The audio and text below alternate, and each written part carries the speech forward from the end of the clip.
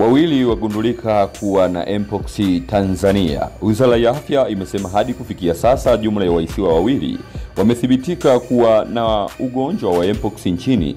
Hii ni baada ya uchunguzi wa maabara kufanyika baada ya wizara kupitia mifumo yake ya ukusanyaji taarifa na ufuatiliaji wa magonjwa kupokea taarifa za uwepo wa wahisiwa wenye dalili za vipele usoni, mikononi, miguuni na sehemu nyingine za mwili.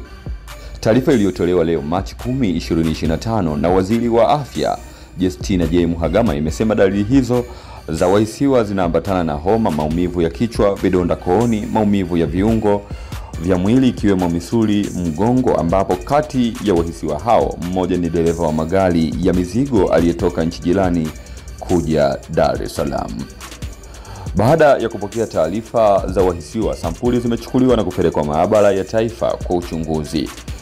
Machi 9, sampuli zilichukuliwa na kupelekwa katika maabara ya taifa. Uchunguzi wa kimaabara umethibitika kuwa wahisiwa wawili wana maambukizi ya virusi vinavyosababisha ugonjwa wa mpox.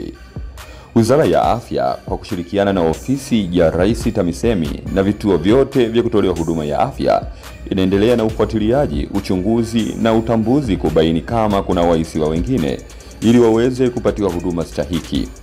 Chanzo cha ugonjwa huo ni wanyama jamii ya nyani, ambapo binadamu huweza kupata kutokana na shughuli zinazoweza kusababisha kugusana na wanyama, majimaji au nyama za wanyama wenye maambukizi. Endapo binadamu akipata maambukizi hayo, anaweza kuambukiza au kumwambukiza mtu yoyote kwa kugusana moja kwa moja.